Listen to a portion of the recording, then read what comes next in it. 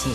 Deuxième invité des auditeurs ont la parole, Pascal Durand, député européen. Bonjour. Bonjour. Et merci d'être avec nous dans ce studio. Vous êtes l'auteur d'un rapport d'initiative sur ce qu'on appelle l'obsolescence programmée. Ah bah déjà, donnez-nous la définition. Vous allez me dire que c'est un mot barbare. L'obsolescence programmée, c'est quand le fabricant de ce que vous voulez, c'est une imprimante, un ordinateur, etc., fait en sorte que ça tombe en panne au bout d'un moment, qu'il y ait un produit à l'intérieur qui fasse que ça tombe en panne et donc que derrière on ne puisse pas le réparer. La durée de vie, elle est volontairement limitée. C'est ce qu'on appelle, là c'est la définition française, l'élément intentionnel. C'est une volonté de faire en sorte que ça casse au bout d'un moment. On peut le prouver, ça ? Non, alors c'est marginal en réalité. C'est-à-dire que cette question-là, c'est bien de l'avoir posée, la loi française l'a posée, donc ça permet de discuter un peu de ça. Et puis ça permet aux gens de dire, bah oui, moi j'ai eu ça avec mon imprimante, j'ai ça avec mon téléphone. Après, la vraie question, c'est pas celle-là. Enfin, c'est pas celle-là. On peut aller un peu plus loin et faire en sorte, par exemple, que les appareils soient réparables. Moi, typiquement, l'iPhone, tout le monde a un iPhone ou presque. Jusqu'à l'iPhone 5, les batteries, qui sont des pièces qui se remplacent, parce qu'une batterie, normalement, c'est une pièce d'usure, mais pas le téléphone en soi. Les batteries étaient collées. Autrement dit, quand votre batterie tombait en panne, vous étiez obligé de changer tout votre téléphone, tout simplement parce qu'ils n'avaient pas mis 4 petites vis pour faire en sorte qu'on puisse changer la batterie. Voilà, ça, c'est pas de l'obsolescence programmée, c'est de l'obsolescence voulue. Démonstration avec Joseph, qui nous appelle du Gard. Bonjour, Joseph. Oui, bonjour, Christelle. Racontez-nous ce qui vous est arrivé. Bien, moi, j'avais un téléphone, c'est la marque HTC, c'est pas l'iPhone dans ce cas-là, et qui est tombé en panne après 2 ans et 5 mois exactement. Oui. Et donc, j'ai demandé, je l'ai envoyé, j'ai téléphoné à droite à gauche pour savoir ce qu'il fallait faire avec la marque. Je l'ai envoyé pour le faire réparer, en demandant de faire un geste, puisqu'il était juste après la garantie. Et on m'a envoyé un devis d'un montant à peu près du 3/4 du prix que j'ai payé. C'est ça, c'est-à-dire combien à peu près le devis 340 €. Oui, c'est ça, pour une simple réparation. Pour une réparation, j'ai un appareil qui a coûté 500 €, mais bon, ces appareils perdent de la valeur de toute façon très vite, donc c'était carrément le prix d'un neuf pratiquement maintenant. Pascal Durand, on a le sentiment qu'on fabrique des objets pour qu'ils ne soient pas réparables en fait. Exactement, on est basé sur un modèle, ce que moi j'appelle la société du jetable. On prend, on jette. Ça a été une volonté, c'est-à-dire que, encore une fois, sans faire le vieux schnock, quand j'étais gamin, on essayait de faire durer les choses. Un frigidaire, on se le passait, quand un jeune s'installait, il prenait le vieux frigidaire, et puis etc. C'était pas une société du jetable. On passait pas pour un crétin parce qu'on éteignait la lumière. Pardon, mais c'était pas du tout le même prix aussi sur l'électroménager. Mais alors justement, on a est passé envoyé dans une autre économie. Mais vous avez raison, mais à quel coût ? C'est-à-dire qu'on a envoyé plus que le signal prix. Et le signal prix, ça a entraîné des millions de pertes d'emplois en Europe. Pourquoi ? Parce qu'on est allé chercher des produits à bas coût faits dans des pays où on est quasiment avec des salariés qui sont sous esclavage ou presque. J'exagère à peine. Et donc, quand vous n'envoyez que ce signal, qui est le signal du prix, où on se fait avoir d'ailleurs, parce que plein de gens de bonne foi achètent un produit et ce produit il tombe en panne très vite et donc ils l'ont acheté moins cher, mais la réalité c'est que comme ils le remplacent plus souvent, ça leur coûte à la fin beaucoup plus cher qu'un produit de vraie qualité. Et on a délocalisé, on a perdu les emplois, on a perdu les emplois de réparation, de service. Ces emplois qui étaient très importants avant, Darty qui venait réparer chez vous avec la petite voiture jaune, qui vous expliquait qu'en 24 ou en 48 heures on vous remplaçait, non pas, mais la pièce qui tombait.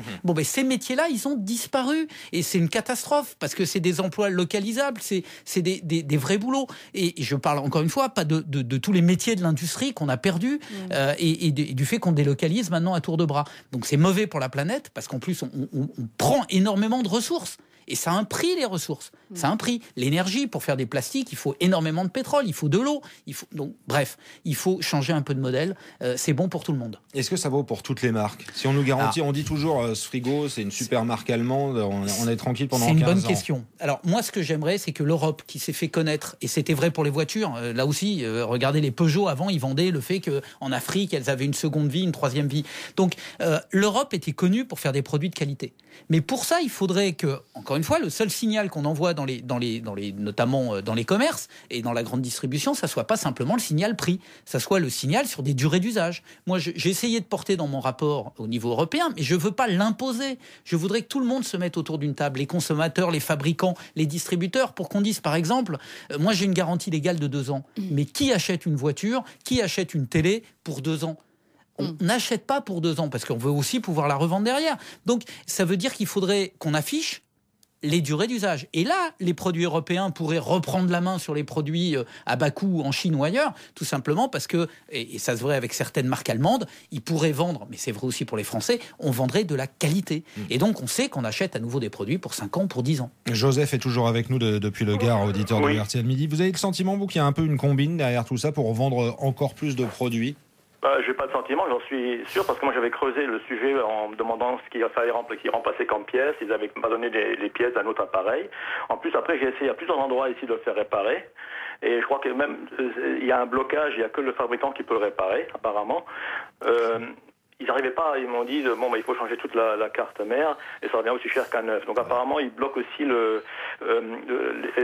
pour fournir les pièces aux réparateurs indépendants. Donc ça c'est intéressant ce que dit Joseph Pascal Durand. C'est tout à fait juste. La loi Hamon a essayé en France, mais là c'est uniquement sur la France, pas au niveau européen, on se bat au niveau européen, d'avoir une obligation de mettre à disposition les pièces détachées et de faire en sorte qu'on puisse réparer. C'est ça le problème, les pièces détachées on ne les trouve pas ou elles sont hors de prix. Ou les guides d'entretien, c'est-à-dire qu'en gros on ne vous dit pas comment a été monté votre téléphone, ce qui fait que le téléphone ou l'imprimante, je ne voudrais pas me focaliser sur le téléphone, mais vous savez, même les voitures avant, là aussi, moi quand j'étais gamin, on avait des mobylettes, des motos, tout un tas de trucs sur lesquels il y avait toujours le livret technique.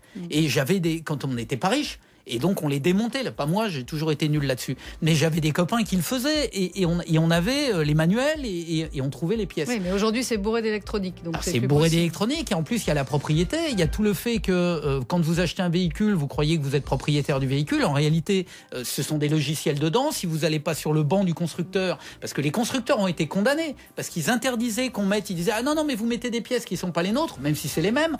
Nous on garantit plus rien. Donc il a fallu faire plein de procès pour ça. Et maintenant, c'est les logiciels. Vous n'avez pas tous les bons outils qui vont bien, et votre voiture, on ne peut pas l'entretenir.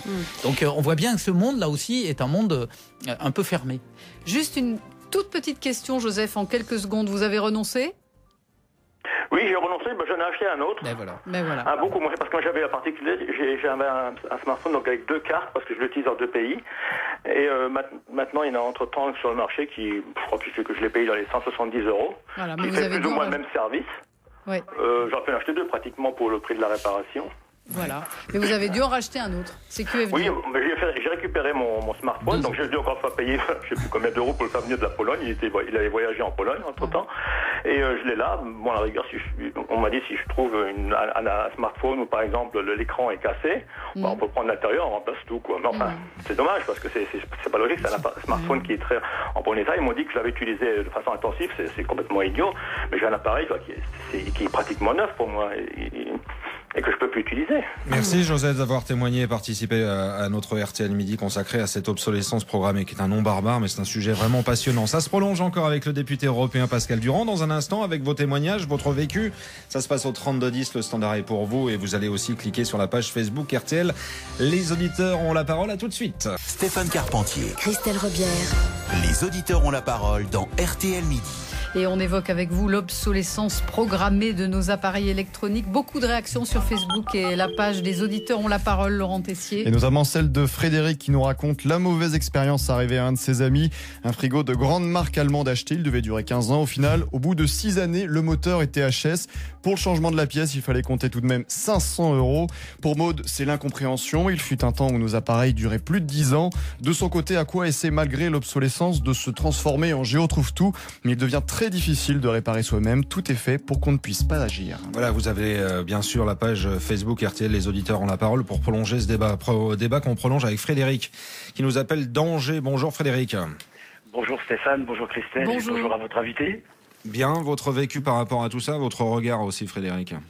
Bon, moi je rejoins tout à fait votre invité qui évoquait le fait que les produits sont obsolètes avec la durée de vie. Donc les produits en général sont faits aujourd'hui en Chine, surtout en Chine, sont faits en fabrication accélérée, on va dire. Donc tout est fait en fin de compte pour que le produit, si vous voulez, si on se projette sur les fabrications de produits à la chaîne, parce qu'il y a différentes fabrications, il y a la chaîne, et il y a des fabrications d'assemblage. Donc parfois le produit peut amener à faire différents circuits, pas dans la même usine, et peut savoir partir dans une autre usine pour les compléments de circuits imprimés ou de cartes à rajouter par exemple. Donc il est plus préférable d'acheter ce genre de produit. Bien sûr, il faut reconnaître la traçabilité. Et ça, bien sûr, il faut affiner ses recherches sur Internet pour tout ça.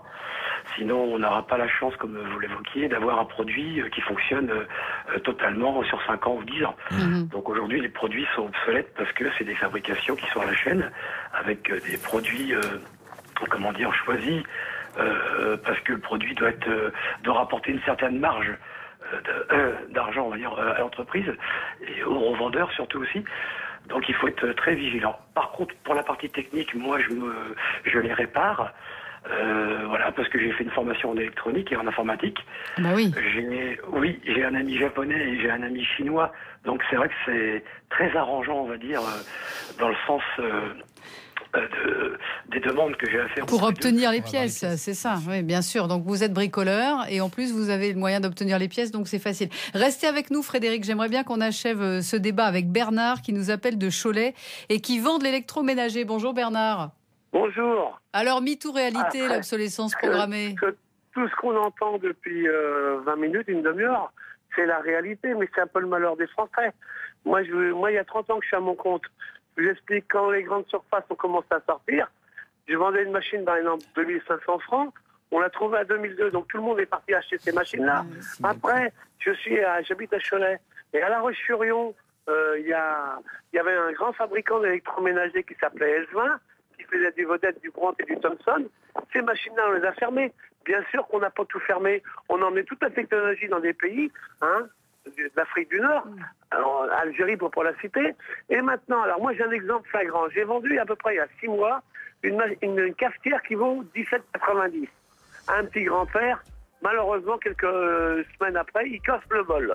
Le bol, ça vaut rien, un bol. Ça vaut rien. Moi, j'appelle, je dis, vous m'envoyez un bol. J'appelle au niveau pièces détachées. Ah non, monsieur, on fait pas le bol, il faut changer la cafetière.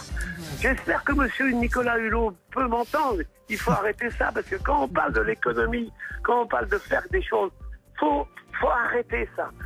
En tout cas, c'est un exemple qui illustre parfaitement notre débat. Merci beaucoup d'être intervenu, Bernard. Merci à Pascal Durand. Au contraire, merci à vous. Puis je suis heureux de voir que finalement, il y a un consensus qui est en train de se faire. Ça va faire bouger la société et ça va s'améliorer. On l'espère. Merci d'avoir dialogué avec les auditeurs d'RTL. À bientôt. RTL Midi, la suite, c'est Laurent Gérard dans un instant, bien sûr. Et puis à 14h, le duo magique Sidonie, Bonnec, Thomas et Hugues. Bonjour Thomas.